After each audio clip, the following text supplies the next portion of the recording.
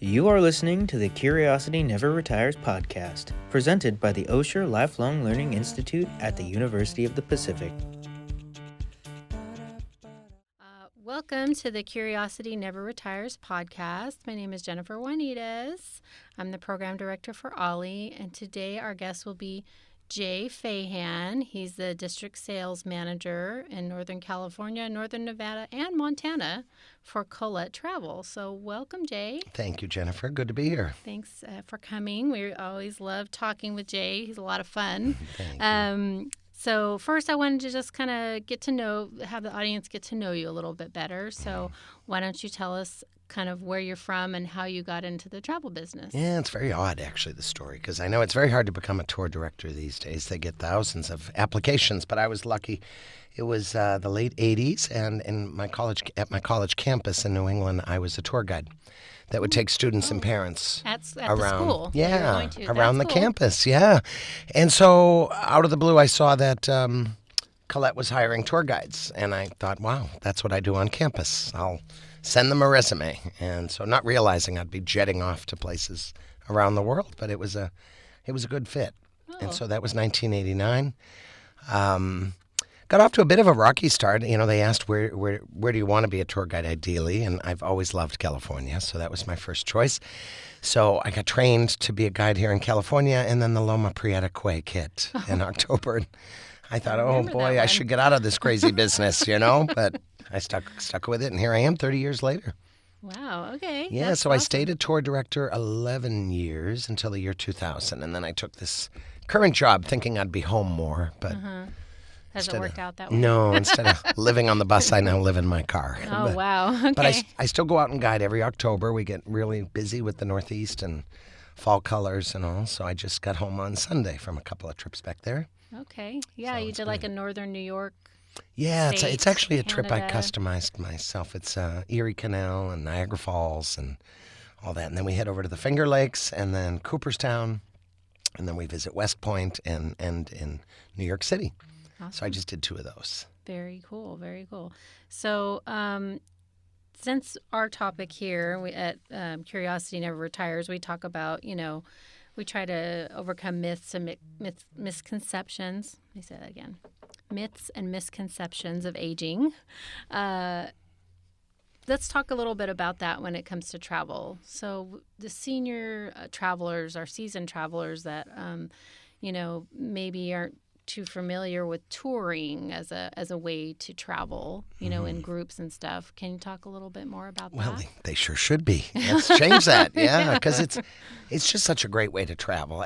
Most of us love to travel, but it's a lot of work. It's a lot of work to book and set it up, and even if you use a travel agent, that helps tremendously. But where to park, rental cars, trains, it's just a lot of work, and you always find out when you get home you missed some really key things you didn't know about. Mm-hmm. So touring is so nice in that you just really get to relax and soak it all in. They're handling your suitcase for you. You're not having to drive. You're not having to navigate trains. I personally like the camaraderie. That's probably my favorite part of a tour is just the friends you make. Right. I can walk by a hotel bar and 20 people say, Jay, come on in. Well, if I were in my rental car all alone or me and my spouse, what have you, I wouldn't have that camaraderie at all. It's actually quite a lonely experience. And I find that tour companies, because they've been doing this area 30, 40, 50 years, they know areas I wouldn't necessarily find. Right. And the idea of travel is, of course, to immerse yourself in the culture. So you really, with tours, they've changed so much through the years. But now you have home-hosted dinners on a lot of tours where you're actually eating in someone's home. Oh, that's you have interesting. cooking classes in a lot of places, especially Italy, places known for cuisine, Right. Peru, Vietnam. And so, how fun. In the old days, it was all about just feed me some of the food, but now you're learning how to make it and Wow, getting to that is mingle fun. with the chef. So, a whole other layer, a whole other experience of the culture there. Yeah, and it would be hard to do that on your own, to find a chef to teach you to cook. So I really love it. And I know, we've changed a lot as a company in that we do a lot more multiple night stays, which I think is so important. People back in the 60s, tours were one night here, one night there, one night here. I mean, it was just exhausting. And Now you see a lot of tours with 2 nights and even 3-night stays. So it's and then trips like the French Riviera where you unpack a whole week. You know? That's That's nice. really nice. Yeah. I love the idea of that one. There's so much around there that you can just jaunt out and come back to your hotel every day or two. And Yeah, and you really get comfortable with the region when you can unpack for a week. You know? Right, absolutely. All right. So, what would you say is a big myth about touring for our aging citizens? Is there any myths out there or misconceptions about it? You know, there's a lot, actually. And I always just recommend people try one. You know, I have some family members, believe it or not, and friends that don't like touring. And I always say, well, what tour have you done? And the answer is always none. And I just don't like it based on my misconceptions. Right, and it's kind of like, right, exactly. you know, that's like saying, you don't like meat, you're a vegetarian when you've never had a piece of meat. So I'm like, at least try it. And if you hate it, fine. But I don't think you will. And I think the misconceptions are that you're on the go a lot. You're driving by the Eiffel Tower at 60 miles an hour, and that was it. There you go. Hope you enjoyed it. Where at Collette, we have dinner in the Eiffel Tower. So, you know, you get to enjoy it. But they're not the whirlwind they used to be. I mean, at least not at our company. We listen to the travelers. And through the years, people have said, you know, I want 2 nights. I want 3 nights. I want to stay here longer and what have you. So they're more leisurely paced than you'd think. There's also a misconception that you're dragged to a lot of gift shops. Which I know some Asian tour operators, you know, do that. But we don't. I mean, I can't think of a tour that goes to more than 2 on an entire trip. And usually it's something reflective of the area. Like when you go to Australia, chances are you're going to, at some point, visit an opal center or shop because that's their national gemstone. But we wouldn't be in business over 100 years if we brought people to just gift shops constantly. So that's another misnomer I hear all the time. I don't want to get dragged to gift shops. And I'm like, well, you won't. And then I think one of the other things that's changed, and I've witnessed this change firsthand, is the food. You know, back in the day, you know, late 80s, it was really more of a chicken, beef, or fish, or sometimes just here you go, like a wedding where they just hurl the chicken at you. But now, you know, cuisine's an important part of travel. And so we sample a lot of local foods. I mean, when you go to Scotland, you know, haggis has to be available somewhere. And of course, you've been to Ireland. You saw blood sausage on your breakfast. The food was, I mean, I think that was a misunderstanding. At least what I heard, Ireland food is bland, and it's you know, it's not like going to Italy or one of those other countries you mentioned known for food. But I mean, it must be because I have a little Irish blood in me, but I loved the food there. Yeah. I gained 5 pounds. Yes. I was eating all the time. Yeah. And I loved it. It was, I guess, my kind of food. It's a lot of comfort food, like, you know, shepherd's pie and a lot of potatoes. A lot of potatoes, but all different styles of potatoes. And also the full Irish breakfast. Yes. That was lovely. I did not mind having baked beans for breakfast. Yeah. I mean, it's nice. It's nice trying. I mean, that's part of the reason we travel, to sample new things. So the cuisine is no longer in the travel world just chicken, beef, or fish. You know, it's local cuisine, which is important when you travel to try some of it. Yeah. That being said, you know, most companies, including Collette, will cater to someone, you know, if they're vegetarian or gluten-free. We can work around that. But we do want everyone to try the local foods. Yeah. Irish coffee. Oh, Irish coffee. Yes, that's a must. Yeah. And I had my first Bailey's hot chocolate. Oh, yeah. Which was amazing. You have some on you now? No? Wouldn't that be great? Look at my OLLI bag here. What's in that bag thermos? Of tricks. I had never had that before, a Bailey's hot chocolate. I'm not a coffee drinker per se, but that hot chocolate, it was super cold where we were at that day, and it just like hit the spot. I mean, it was perfect. And that's something about traveling with Collette that wasn't like on the itinerary, like that pub we stopped at to get that drink. And so I noticed there was a lot of little specialties built in that aren't necessarily on the itinerary, but just kind of gave it a whole level of, you know, just uniqueness that I really enjoyed. So. Yeah, we try to throw in extras where we can. Yeah. One of the extra stops, it just kind of comes to mind with your comment I make on my upstate New York trip, is Love Canal, which obviously I wouldn't want to put that on an itinerary. It's a chemical dump site, you know. That was I'm not familiar with it. It was, you know, big news in the 70s. It was the first Superfund site. But I thought if you're that close to something that was so newsworthy, I'm amazed how many people commented that they really enjoyed that stop. But I would, I'd never put that in an itinerary today, a famous chemical dump. But drove through the neighborhood and saw where those hundreds of homes were and where they were evacuated, and it's quite eerie, Wow, So, interesting. Yeah, so I love those extra stops. I thought they were great. It really brought it to a whole another level of uniqueness and fun, and yeah, it was very enjoyable. So, as you know, OLLI is a lifelong learning program. Would you consider yourself a lifelong learner? Oh, yeah. Yes. I think you learn more from travel. I mean, obviously I'm biased, so take it for what it is. But I just find when I go to a country, I learn more in those 2 weeks than any textbook could teach me. Just about their lives, their lifestyle, the history. Mm-hmm. I have gone, when I'm a passenger, blindly into a country without knowing much about their history. And when you leave, you're just so well educated. You've lived it. You've seen the sights. Yes. It's fascinating. Yes, so that is a great way to learn. I definitely agree. So a lot of OLLI members think you have to be retired to join OLLI. That's a misconception of OLLI, which is not true. It makes sense in that the fact that the hours that we usually have our classes are during the day when most people are working. But you can also participate. You can definitely do the travel tours with Collette and not have to worry. You don't have to be retired. You can take a vacation.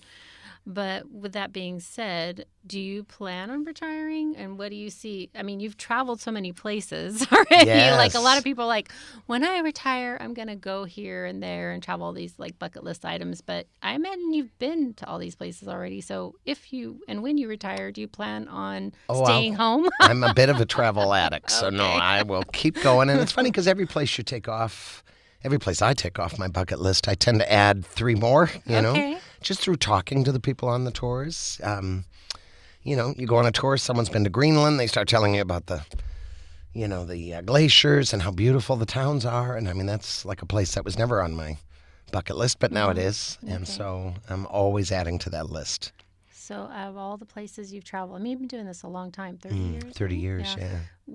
Can you say you have a favorite that you've been to? Well, everybody has their favorite for different reasons. I have a few favorites, to be honest. I absolutely love New Zealand. I was very blessed in that in the late 90s, that was my assignment to work Australia, New Zealand, and Fiji. And I did 48 of those tours, so a lot, back to back to back. I was hardly ever home.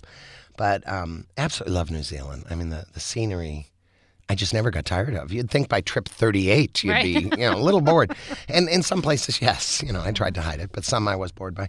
But, I mean, the scenery, Milford Sound, Queenstown, Mount Cook, just jaw-dropping scenery. So I love New Zealand. Beautiful. And, low crime, safe, clean. Mm-hmm. You don't see graffiti. You don't see trash. Right. It's fabulous. And probably my favorite place for R&R is Fiji. Just because the people are the friendliest on earth. I've heard that. They're just amazing. And if you look at our home healthcare industry, number 1 ethnic group here in California, Fijians, because they have an extremely caring way about them. Really? Yeah, they're just very genuine in their caring. It's not an act. And I love it. And, there's no kids with the chiclets, and I don't have to be afraid of lettuce or the faucet. You can drink right from the faucet. That makes it a nice place for R&R, and the beaches are beautiful. And it's just not as developed as Hawaii. Mm-hmm. But then, when it comes to just being a passenger, probably my favorite trip has been Africa. I've been down there 3 times, and just to see the animals is life-changing. Truly makes you look at nature in a whole new light. Mm-hmm. And that's another place that you never talk to anyone who's really gone to Africa and done a safari and not loved it. Mm-hmm. I mean, nobody's like, I went once, I'll never go again, I hated it. Everybody's like, I'd go tomorrow if I could, get the flight a little shorter and win the lottery and all that. But it really is, you just look at nature totally in a different way when you've been out there. And I know a lot of us can go to a zoo, but when you're in Africa, it's the reverse of a zoo. You're in the cage because you're in the van. And all the animals are around you. I never thought of it that way. I was, Like, you're right. It totally is. They're outside your window. And you can't take a bad picture. The animal's 20 to 50 feet from you. It's pretty, and everybody who goes sees something different. I'll share my stories of, what we saw. And you talk to anyone who's gone and they've seen just completely different things because it's wildlife, so you don't know what they're going to do. Totally unexpected. Yeah. I love how you put your choices in categories. You're like, well, this is my favorite overall, but this is my favorite for R&R. Yeah. But the most memorable. Yeah. Well, I just. It's hard to pick one. Yeah. Well, and I had Africa on my list forever, but I do kind of break them up because some places you go for the scenery, and then others you go for the history and atmosphere. Right. That would be more like an Ireland, although it has some beautiful spots too, but it's not the Alps and the glaciers and, and then of course places for R&R, because people say, where do you want a vacation? And if I had the time and money, I'd be on the next plane to Fiji for a little R&R. Okay. But yeah, Africa's amazing. Okay. All great places I've never been to. Oh, well, keep working on that, huh? I have my list too. It's probably not as it's probably longer than yours because I've been to less places. But so you mentioned Greenland. Is that one place you have not been to? I've not been. I have quite a list. People think 30 years, but I haven't been to Japan yet. Oh, really? And that's very trendy right now. Yeah. And I'd love to. I've done a lot of Asia, but not Japan. I have not done the Galapagos Islands yet. Okay. That's on my bucket list for sure. Mm-hmm. Greenland, Iceland, I haven't been. Although I've sent a lot of groups to Iceland. For some reason, I've missed it. Yeah, it seems Iceland has been a little more popular recently. It has, yeah. What do you attribute that to? Well, those lists come out every year, and it's so interesting the lists they're on. But, the whole Iceland, Norway, Sweden, Denmark region. Safest places in the world, Iceland's number one, and Norway, Sweden, Denmark are right behind it, and happiest people on Earth. Mm-hmm. When they interview folks that are the happiest, it tends to be Norway, Sweden, Denmark, Iceland. So they're always popping up. Sadly, when the most expensive places in the world come out, they're on those lists too. So that's a little depressing part of it. Supply and demand, right? Yeah, well, yeah, just in their structure of government and taxation is different than ours. But so I finally did get over and do the Norway, Sweden, Denmark about 2 years ago, but it just hadn't made it to Iceland yet. But yeah, very popular. Mm-hmm. And of course, in the winter, people like to go see the Northern Lights. Right. And then in the summer, just the geysers and lava flows and it's just beautiful waterfalls. So much to see in this world. Oh, there sure is. Trying to think of more questions. Oh, I can just ramble if you want. I just want to talk a little bit more about, the type of groups that you guys generally get for group travel. Do you see primarily, because I know you probably have like a lot of lifelong learning groups that go, right? Teachers, maybe. I know when we went to Ireland, we had a group of retired teachers. Yeah. So predominantly, what other groups do you see? Well, touring is so educational that is one of our major focuses. So, when you look around the U.S., we do work a lot with alumni groups from various universities. Community education for the colleges that have it are big in my region. If you have a community ed department, travel's such an integral part. Of course, OLLI groups throughout the U.S. And so, folks that want to keep learning. And I like where we stand in the marketplace because there are some folks that just love budget travel. Right. Where everything just has to be the cheapest of cheap. Right. And I get that. That's why we still have Kmart's and stores like that out there.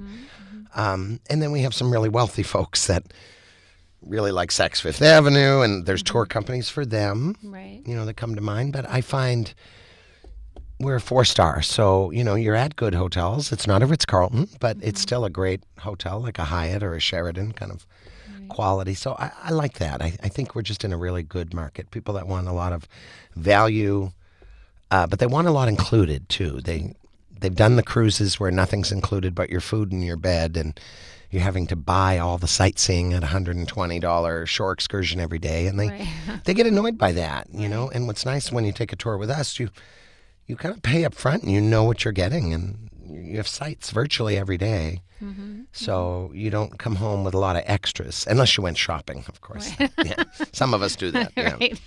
Well, we had shoppers in our group to Ireland, sure. Oh, nothing like an Irish sweater or two. I love some of that. Well, that was one of the fascinating things that I learned in Ireland. We part of one of our excursions was we went to a sheep farm. Oh, yeah. And that was probably one of my favorite things, to just see the sheep frolicking around, and then the sheep herder dog. The dog, yeah. It was just like out in the country and so lovely. And then they were in a thatched roof house. We had homemade biscuits and homemade jam. That's so nice. Oh my gosh, it was so yummy. And butter, of course. Ireland's known for their yummy butter. Yeah. But the farmer, right out of the gate, the sheep farmer said, I hate to break it to you guys, but the wool that we use here in Ireland does not necessarily go for sweaters. He said the bulk of the wool comes from, or they ship their wool to Australia, I think he said. I don't remember. I think it was Australia or New Zealand. But I think people were kind of like, wow, that's a bummer to hear. That is a bummer. Yeah, because their sweaters are beautiful and not cheap. You assume it's Irish wool. They're put together, I guess, in Ireland. So they are Ireland sweaters, but not necessarily using all the wool that they have so many. I've never seen so many sheep in my life. Well, that's true, too. They probably have excess, yeah. They probably have a lot of extra, but mostly it's used for, consumption. Yeah. So like lamb stew, and sorry for those sensitive to that. They do love they love their lamb and their mutton. And, the mutton. Yeah. So anyway, that was one of my favorite stops actually on the tour. And that's another prime example that how would you ever find that in your rental car? Right. If you were on your own, you would never have that experience. So I think folks need to realize that, that you're getting a better value than doing it on your own, but you're also getting sights you would never really find on your own. Mm-hmm. Yeah, there was, like I said, a lot of little special places and special touches that, and our tour guide was actually from Ireland, which I guess was pretty rare. Usually it's an American, right? Well, they're mixtures. Oh, okay. Mixtures. We love to use the local guides when we can, although through the years, to be honest, it's a problem with the accents sometimes. Yeah. No, seriously. I mean, it's funny because the public's like, I want a local, but then you see them on day 2. Well, I can't understand a word she's saying, and so. And the slang, if it's heavy slang, yeah. Yeah, and there's positives to both. I mean, I know when I would meet my groups out here, you're an American. You're going to be our guide for the next 24 days. But, I mean, I'm on my 45th trip. I think I know it better than most locals. Right. I mean, you have places you're going to, especially. Yeah, you've spent the time, you've done your research, and I do find people that get into the guiding business, they get into it to travel the world, not to take you to their backyard. Yeah. So they're a little more enthusiastic and excited about where they're taking you too. Yeah, that makes sense. Yeah. Yeah. So let's see, what else can I ask you? Good thing this is edited. Yeah. Should we talk about the industry in general or anything like that? Or I don't know if that's. I mean, I'm trying to keep it, tied up around, our learning. community and learning and aging. Well, travel definitely keeps you young, that's for sure. Yeah. I mean, we have some OLLI members I know that go to France every year. That's just one of the things they love to do. They go to France. And we do have what we call the Armchair Travelers in OLLI, which is a shared interest group. They're currently called special interest groups. We're going to change that spring to shared interest group. Oh, okay, yeah, that might be a better term. Right. So something these people get together. It's led by an OLLI member. There's no registering for it. There's no cost to it, and other OLLI members share their travel experiences. Some of them may just talk about it. Some show photos or a PowerPoint presentation. But the person who leads that group, he's the one I was referring to. Him and his wife go to France every year. Oh, nice. So, but different parts of France and different experiences and different, areas and all, so he comes and always talks about the different places he goes in France, which I think is really cool. Oh, that is cool. Europe's so different than here, It is. I just think it's so important that we go see it because they really do some things right. I mean, you never... as you travel Europe, you don't see many obese people at all. And it's because they're so active. They go to Amsterdam, there's so many bicycles. I mean, it just blows your mind. But they ride bikes and they walk. And we don't do a whole lot of that here in California. We tend to drive to a gym and walk on a plastic, and try to find the closest parking spot. Yeah. Oh, I love that, too. You go to the gym to run the treadmill, but you can't be more than 50 feet from the door. I'm guilty of I've done that. We've all done it. It's bad. But I just think in Europe, they just tend to eat less processed foods. They go to the butcher, the baker, always walking. Yes. And so, And the history. I love the history and the museums in Europe are so beautiful. And the cathedrals. I mean, I know we Yes. joke about all the cathedrals, but they're all so beautiful in their own way. Yeah. You know. When I went to Toledo in Spain, that cathedral there. Oh, my yeah. gosh, it was humongous. You can get lost in that thing. Oh yeah, that's a If you've ever cute been there. I town. forgot what it's called. Yeah, well, we had to go there because my husband, this is kind of off track. We can edit this if you want, Katie. My husband's a martial arts master, and they they use weapons. They train with sticks, but it's actually supposed to replicate a bolo knife or a sword. A sword, You have some yeah. sort. So as you know, in Toledo, they make them there. I was going to They make say, I have a swords. funny story with that. I'm such an airhead sometimes, but I had, when was I there? About 4 years after 9/11, and went to Toledo. And of course, they're known for swords. And so one thing I love with travel is I love picking up the perfect souvenir from places. You know, working in Australia, I have my boomerang on the wall, you know, a real one, not one you give to kids, but a hand-painted Aboriginal boomerang. So I thought, I've got to get a sword in Toledo. So I did. I got a beautiful sword to hang. But you forget it's a weapon, you know, and who shows up at the airport with their sword? Me. And the airline's like, Can I check this, please? yeah, they're like, you need to check that. That's a weapon. You can't carry it on the plane. And I thought, I can't even board a plane with tweezers, and I show up with a sword. But mentally, to me, it was a souvenir, and I forgot it was a You're weapon. gonna hang on But the wall. Like yeah, you didn't think that you could stab someone with it, but they were right and had to take it from me. And I thought that was kind of an airhead thing to do. But we all are guilty of it sometimes, you Even know. the travel specialists. Yeah, right? yeah. Sometimes we catch ourselves doing crazy stuff. But yeah, I love Toledo. What a cute town. Yeah, walled city. Yeah. Which they don't have those in the U.S. No. That I know and of. it's pretty much pedestrian only, too. You kind of walk over that bridge. And Yeah. actually, our group will be going there, in March, right? We have That's right. Our Spain-Portugal trip is in March, which I think starts in Portugal and then moves through Spain. And what a fun trip that's going to be. all the key spots, yeah. Barcelona, Valencia, Madrid, Yeah. Cordoba. That'll be a great trip. And, of course, Toledo. Right, in Toledo. Yeah, can't miss that. Yeah. So, and we can talk about some of the other trips that we have coming up. We have the Music Cities tour in October 2020. Such a fun area. Yeah, Yeah. visiting the birthplace of blues, birthplace of country, and birthplace of jazz. Right. So Yeah. Nashville, Memphis, and New Orleans. That's right. Yeah, that's going to be a fun one. We're getting a lot of interest in that one already.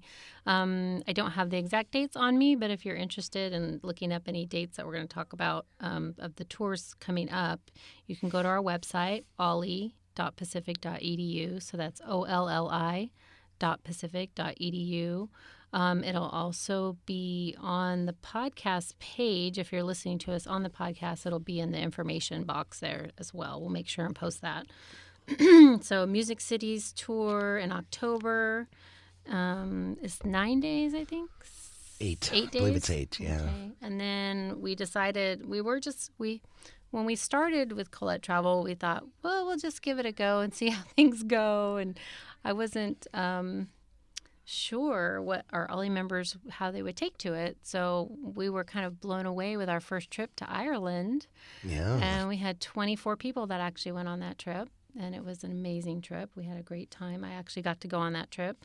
And so we decided, well, let's do an international tour one semester and national another semester because we're a 2-semester program. And so we have Spain and Portugal in the spring and the Music Cities in the fall. And Jay and I were talking and we thought, you know what, let's add a third trip. Let's just see how it goes. Yeah. So we have a trip in November 2020 to the French Riviera. That's when we kind of touched on earlier that it's a one-stop trip. You're not going to be moving hotels. You're going to stay in Nice, I believe. Yeah, it's Nice at the Hotel Splendid for the whole 9-day trip and everyday journey out. Yeah. Oh, go ahead. We can Edit edit this it out. out, Yeah. Excuse me. I just felt it brewing, and I thought, oh, God, Like I got to holding wait it back. Yeah, wait till you're done talking about important things. Okay. No, it's okay. This cold is killing me. So, Okay. I will say, the French Riviera, it is where the rich and famous spend their winters. So I figure if it's good enough for the rich and famous, then the OLLI of the Pacific ought to fit right in. And We'll be with like Jay-Z and Beyonce. that's or- right. Yeah, hey, they'll be there, I'm sure. But it's also really a fabulous price, isn't it? What, 9 days with airfare, $29.99 per person, double. That's what made me want to do it. so reasonable. Sold. Yeah. And then Panama, I think, beyond that. Yeah, Panama, I believe we're looking at February. which was actually inspired by one of our instructors. Gene Bigler just wrote a book called Modern Panama. He's gonna be he's doing a couple lectures on it for us, and I thought, well, what better way to incorporate learning about a country Than going there. So yeah, he was the inspiration for that trip, and you mentioned that was a good time of year to go. Yeah, February, so. yeah. Oh, it's so good to do it this way. So many people cruise that. And they're called Panama Canal cruises. I always felt they should be called miscellaneous port cruises because they're 14 days and you stop in Mexico 3 times, you go to Colombia, you go to all these random, and you're really in Panama about a day and a half.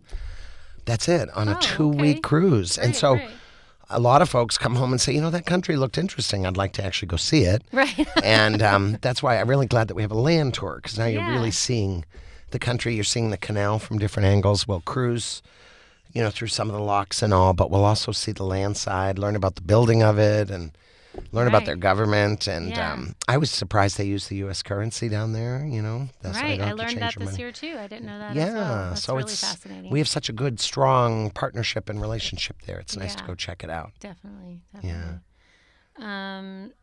So since you've been in the travel business for so long, what are some of the big changes you've seen happen over the years?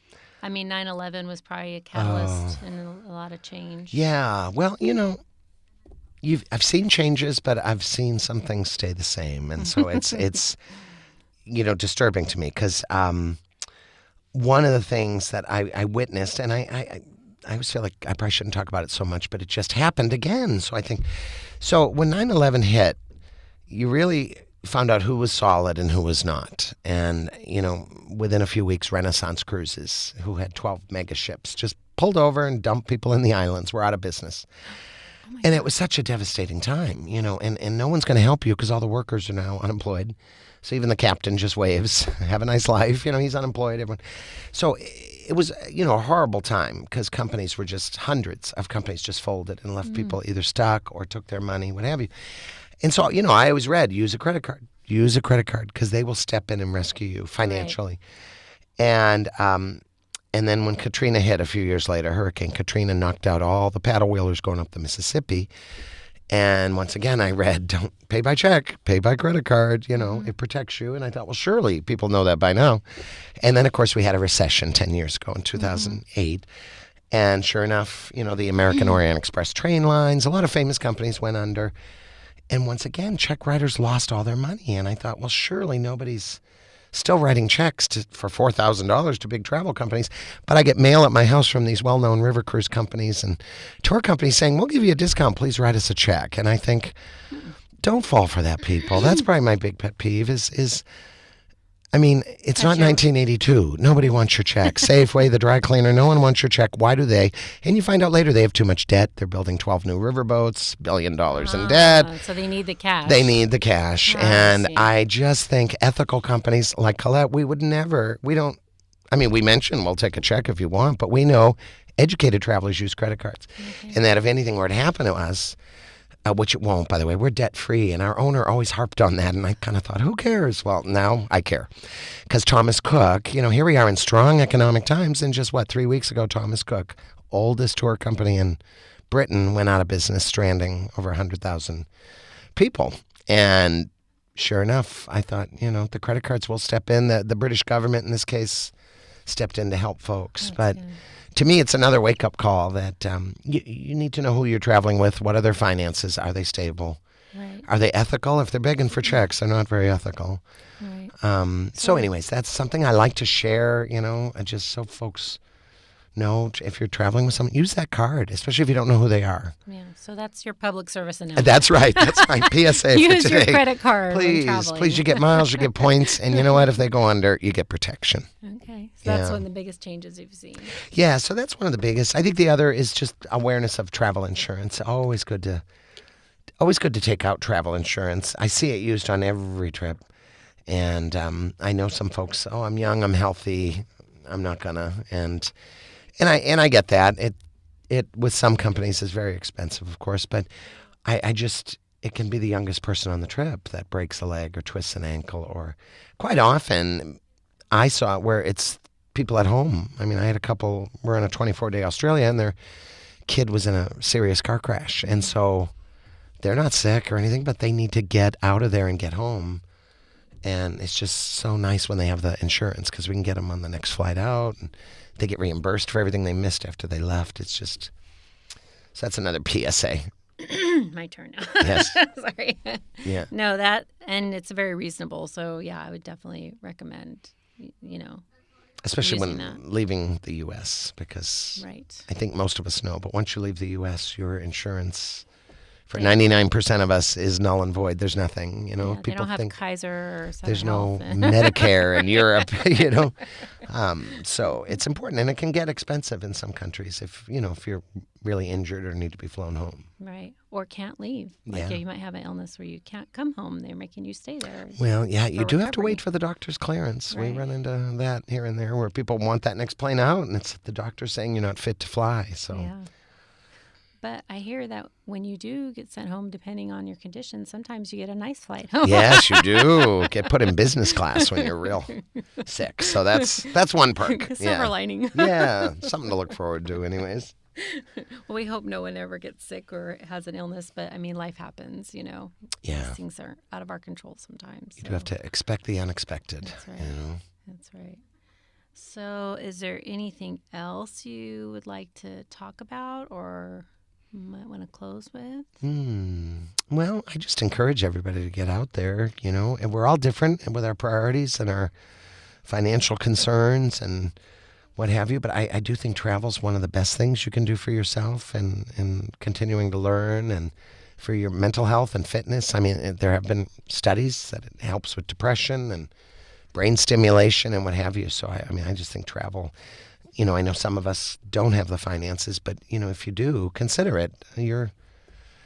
Don't worry about your inheritance. They can earn their own living. I think most of us, I know personally, I'd much rather see my parents traveling than worrying about handing anything to me, Right. Want to see them enjoy life. They Enjoy worked it. hard. Yeah, exactly. And travel should be a priority. Exactly. I was going to ask you something else, and it slipped my mind. That's what happens when you age. Oh, I know. We must need a trip to help our aging. That's what it is. I know I'm drawing a blank, too. I think we hit on most subjects. Yeah, I feel like we touched on everything.